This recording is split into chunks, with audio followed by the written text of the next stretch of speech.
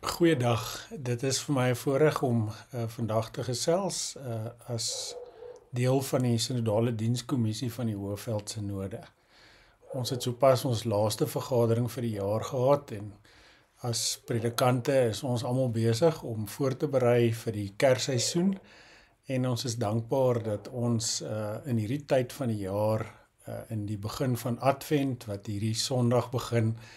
weer onsself kan heroriënteer met die vleeswording van Jesus Christus wat mens geword het,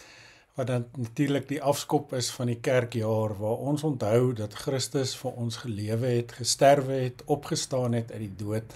opgevaar het na die hemel en sit aan die regterhand van God die Vader van waar hy sal kom om te oordeel. Ons is in hierdie tyd van die jaar in terme van die kerkgeskiedenis ook besig om te dink aan die adventseisoen waar ons onthou Christus het gekom, hy kom nog daagliks en dat Christus weer sal kom. En histories is hierdie 4 Sondae voordat ons Kersdag vier, die Sondae waar ons fokus op die temas van hoop en vrede en vreugde en liefde en dan Christus se koms. En in party van ons gemeentes sal ons hierdie adventkerse aansteek. As Sinodale Dienskommissie is ons dankbaar vir al die gemeentes in die Hoëveld Sinode en is ons gebed in hierdie adventseisoen en dan die 12 dae van Kersfeesseisoen dat ons lewens weer opnuut in die voetspore van Jesus sal plaas en dat die Gees ons sal bekragtig sodat ons sal leef tot eer van die Vader.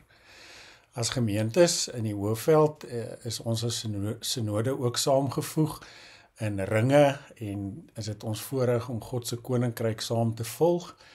As SDK het ons in die laaste jaar die wonderlike voorreg gehad om amper al die ringe te besoek en die verhale te hoor van hoe gemeentes getrou Christus volg in hulle plaaslike kontekste. By ons Sinodale Dienskommissie vergadering het ons dan ook 'n paar besluite gemaak en jy lees in die nuusbrief so 'n bietjie meer daaroor. Ons het die Hoëveld Sinode se datums vir volgende jaar vasgestel wat 25 tot 28 Oktober is en jy sal bietjie meer lees ook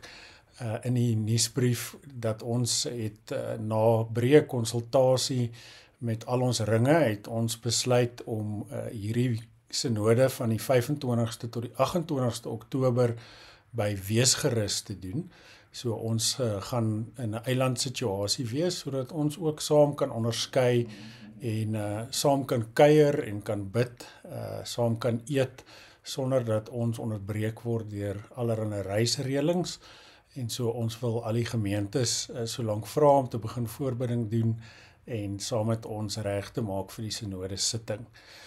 Ons het klaar ook 'n ontwerpspan bymekaar gesit wat verteenwoordig is in terme van al ons ringe, sodat ons saam kan onderskei hoe ons sinode 'n tyd sal wees van saam groei.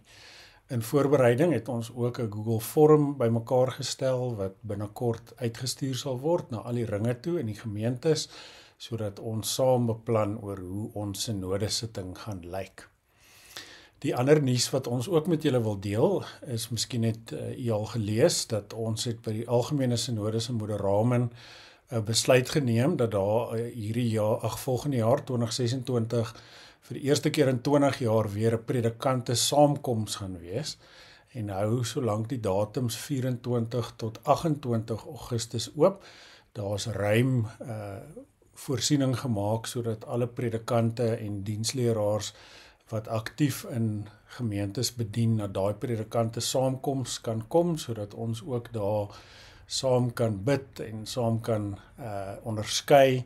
en saam ons roeping kan vier en ook die Here dank vir die manier hoe hy ons ook roep in sy koninkryk.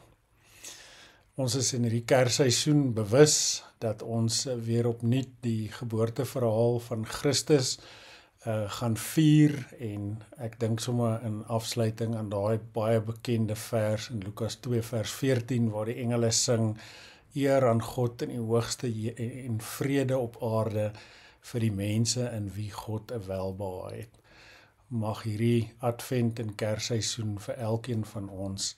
'n wonderlike tyd wees van vernuwing. Ons hoop julle Kersseisoen is geseënd. Mag ons as Hoëveld Synode in die ritmes van God die Vader, Seun en die Gees ook 'n welbehae in God uitspreek en ons harte ook so rig. Mooi bly.